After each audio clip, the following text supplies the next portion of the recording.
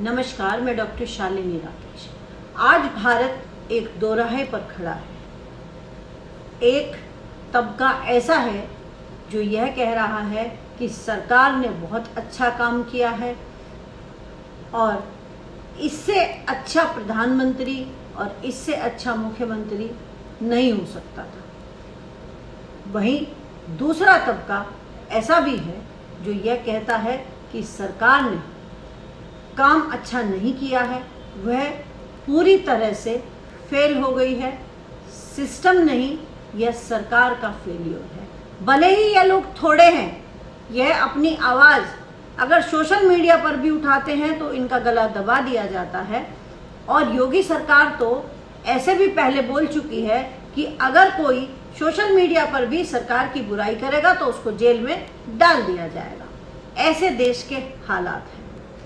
वहीं पर जो मोदी मीडिया या जिसे मेन स्ट्रीम मीडिया कहा जाता है, वह मीडिया आज सरकार के गुणगान करने में व्यस्त है। सरकार की इमेज सुधारी जा रही है ताकि दोबारा से जनता का बेवकूफ़ बनाया जा सके और सत्ता प्राप्त की जाए। भारत के अंदर 99% लोग ईश्वर को मानने वाले हैं, भोले भाले लोग हैं जिनको बहकाना आसान होता है।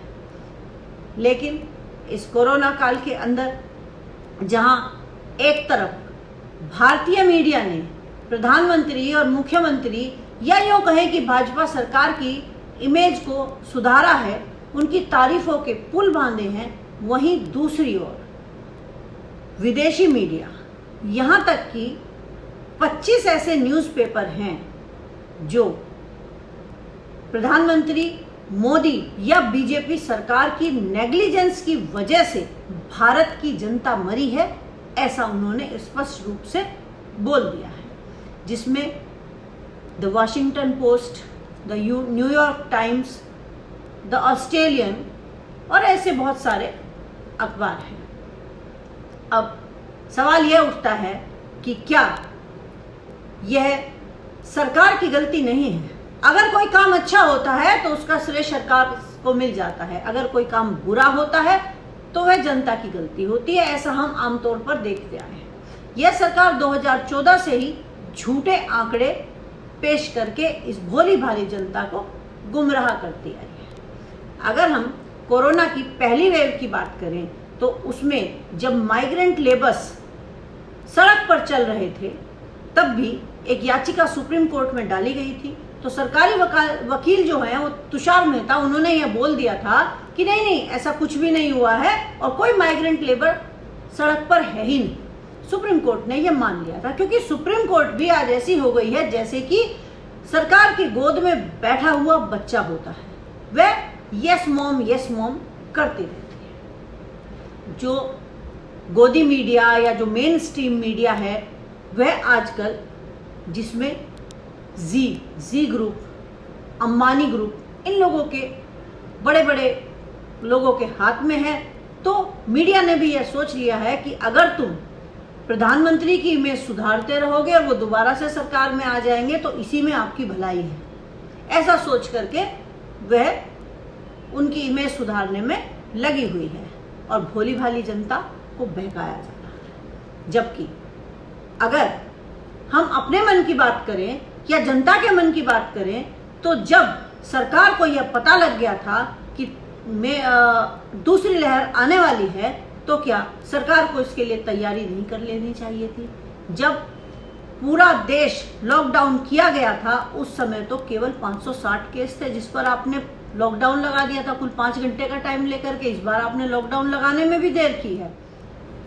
लेकिन इस बार देश की जनता ने यह देखा है कि जब कोरोना की सेकेंड वेव आई तो देश को ना ऑक्सीजन मिली, ना बेड मिला, ना आईसीयू ही मिला और जनता अस्पताल के अंदर भी मर रही थी और अस्पताल के बाहर भी मर रही थी। हालात इतने खराब थे कि अगर आज भी वो दृश्य आंखों के सामने आ जाता है तो मन सिहर उठता है। लोग सड़कों पर तड़प रहे थे, शमशान के अंदर कतार से शव जलाए जा रहे थे। लेकिन सरकार के अनुसार ऐसा नहीं था। अगर शमशान की फोटो दिखा दी गई मीडिया पर तो तुरंत उसको टीन से कवर कर दिया गया, ताकि पब्लिक को यह पता ना चले कि कितने लोग मारे जा रहे हैं। मैं मारे जाना ही कहूँगी, क्योंकि वो स्वास्थ्य सेवाओं की कमी की वजह से मरे थे। अगर यह सरकार जरा सी भी मानवता रखती या यह दूरदर्शी सरकार होती तो हमारी स्वास्थ्य सेवाएं बेहतर होती। देश में त्राहिमाम की स्थिति नहीं पैदा होनी चाहिए थी। क्या हमने इस सरकार को गवर्नेंस के लिए चुना था या मिस गवर्नेंस के लिए चुना था? हमें तो ऐसा लगता है कि हमने इस सरकार को सिर्फ मंत्रियों के, प्रधानमंत्री के, मुख्यमंत्रियों के शौक पूरा करने के लिए चुना गया था, और वो इन्होंने बखूबी किया। हालात इतने बुरे हैं कि कहाँ तो हम फर्स्ट वेव के बाद में हमने यह डिक्लेयर कर दिया था कि कोरोना यहाँ से भगा दिया गया है, और हमने, प्रधानमंत्री ने खुद उन देशों की भी हंसी उड़ाई थी। उनको यह बोला गया था, विदेशी देशों को, जिसमें फ्रांस भी था, चाइना भी था और कुछ और देश थे, कि भारत के अंदर आप जैसा स्वास्थ्य का इंफ्रास्ट्रक्चर नहीं है, फिर भी हम कोरोना से जंग जीत गए। वहीं आज वो सब देश भारत की मजाक बना रहे हैं। भारत का चेहरा आज विदेशी के सामने झुका हुआ है। पूरे विश्व में हमारा मजाक बना है। जबकि हमें यह नहीं भूलना चाहिए कि भारत एक गरीब देश है। भारत में आज भी 100 करोड़ जनता गरीबी की रेखा से नीचे है। ऐसे में क्या हमारे प्रधानमंत्री को यह शोभा देता है कि 8,000 करोड़ के हवाई जहाज वो खरीदें और उनमें बैठ कर के चलें, जबकि कुल 2 या 3 ही देश ऐसे हैं जो इस तरह से अपने प्राइवेट हवाई जहाज रखते हैं, वरना अधिकतर अपनी एयरलाइंस से ही सफ़र करते हैं। क्यों हमारे प्रधानमंत्री क्या अपनी एयरलाइंस के जहाज से सफ़र नहीं कर सकते थे? क्या गरीब देश के प्रधानमंत्री को यह शोभा देता है कि वो 8,000 करोड़ के हवाई जहाज के अंदर यात्रा करे? और वहीं दूसरी ओर हमारे गृह मंत्री, उन्होंने BSF के लिए महंगे महंगे हवाई जहाज खरीदे और वो बंगाल चुनाव के दौरान उनका उपयोग कर रहे थे। यहाँ पर मंत्री बड़े बड़े काफिलों में चलते हैं। जब देश इस महामारी से जंग लड़ रहा था, कोरोना की सेकेंड वेव आ चुकी थी, उस समय कुंभ का आयोजन किया गया। बंगाल के चुनाव में जब हमारे प्रधानमंत्री दीदी और दीदी कह रहे थे, उस समय भारत की जनता इलाज के अभाव में मर रही थी। क्या प्रधानमंत्री को या भारतीय जनता पार्टी को यह शोभा देता है? जब यूपी की जनता इलाज ना मिल पाने के कारण मर रही थी, उस समय हमारे मुख्यमंत्री योगी को भी पश्चिमी बंगाल का चुनाव प्रचार जरूरी लगा। उस समय उन्होंने अपने सूबे में, जिसकी जनसंख्या भी 25 करोड़ है, उन्होंने अस्पतालों का दौरा करना मुनासिब नहीं समझा। वो दौरा क्यों करते? अगर प्रधानमंत्री दौरा कर रहे होते तो वो भी करते। जब प्रधानमंत्री रैलियों में व्यस्त थे तो वो भी रैलियों में व्यस्त थे। उनके लिए जनता की कोई कीमत नहीं है। इन्होंने जनता का बेवकूफ बना करके और खुद सत्ता प्राप्त करके अपने शौक पूरे कर लिए। जनता के पास आज खाने को नहीं है। पिछले 7 सालों में 11 करोड़ लोग अपना रोजगार खो चुके हैं। ऐसे में क्या शोभा देता है कि हम सेंट्रल विस्ता प्रोजेक्ट को चलाएं? लेकिन अगर कोई इसके खिलाफ आवाज उठाता है, एक याचिकाकर्ता ने अगर वहां पर हाई कोर्ट के अंदर याचिका डाल दी तो उस पर उल्टे 1 लाख का जुर्माना किया गया और जो सेंट्रल विस्ता है उसको एसेंशियल सर्विस बताया गया है, जिसके अंदर इस लॉकडाउन में भी हजारों मजदूर जाते थे ट्रकों में बैठ कर के और वहां पर काम किया जाता था। तो देश के लिए जरूरी स्वास्थ्य सेवाएं नहीं थी। देश के लिए जरूरी सेंट्रल विस्ता, हवाई जहाज, ये चीजें हैं। दूसरा, उत्तर प्रदेश के मुख्यमंत्री को तो राम मंदिर बहुत जरूरी था। उनको तो वर्ल्ड रिकॉर्ड बनाने की आदत है। उन्होंने तो अयोध्या में दिए जलाने का वर्ल्ड रिकॉर्ड बनाया।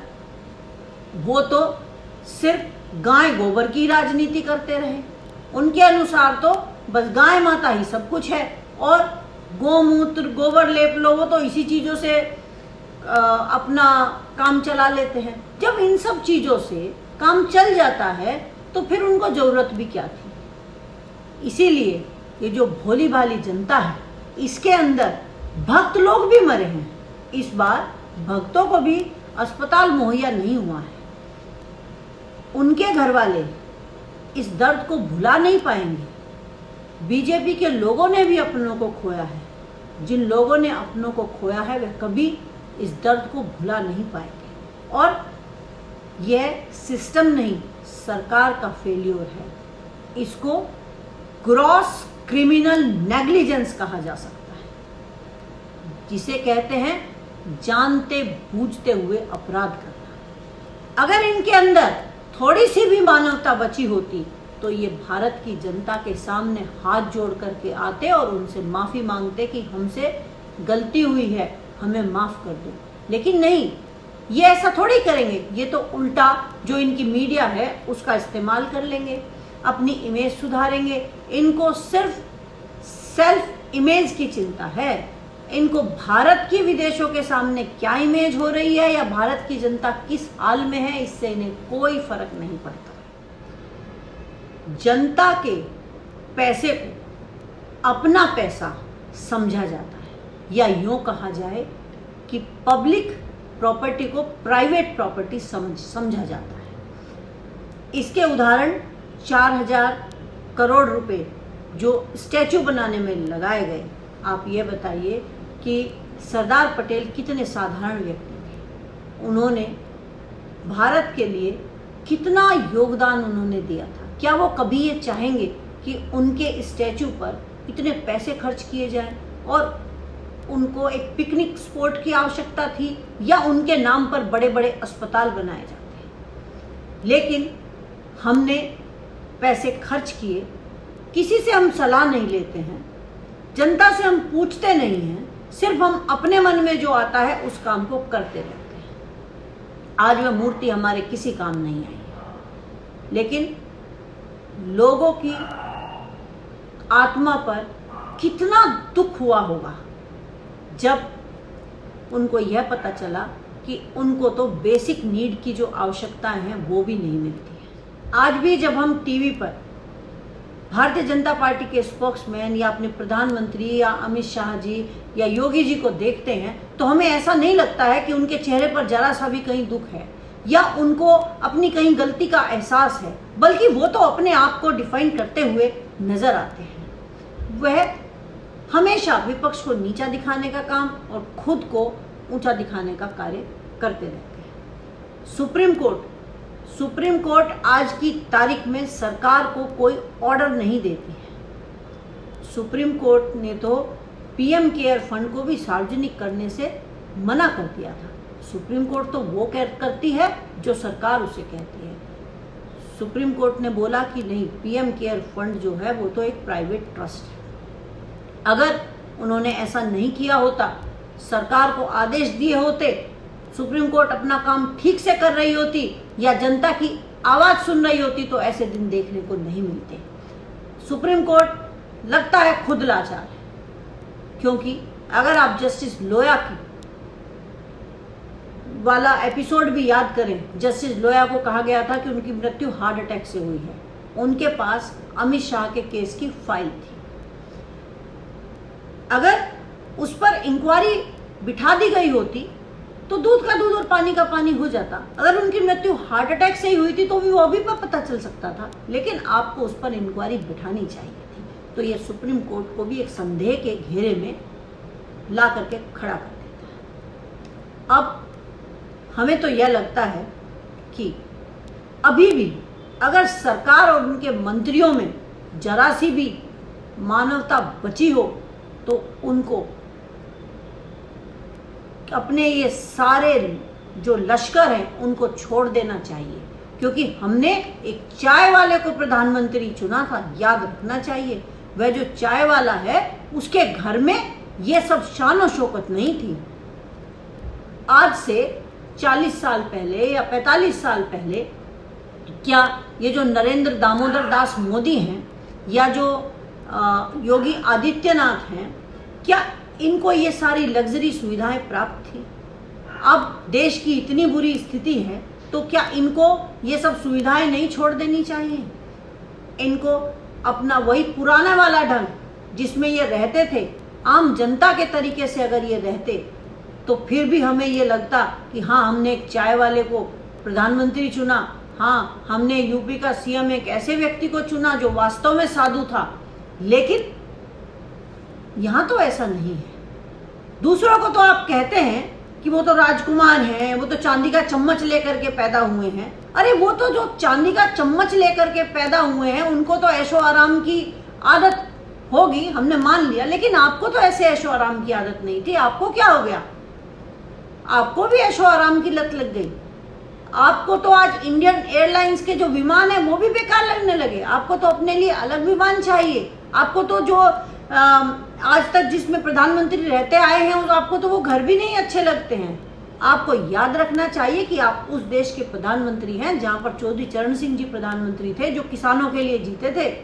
वह कहते थे कि देश की खुशहाली का रास्ता खेतों से और खलियानों से होकर के गुजरता है। लेकिन हमारे देश के किसान आज देखिए किस तरह से बैठे हुए हैं। कितना 6 महीने उनको हो गए हैं, कितने कम से कम 470 लोग अपनी जान गंवा चुके हैं, लेकिन आपको कोई फर्क नहीं पड़ता है, क्योंकि आप तो भूल गए हैं।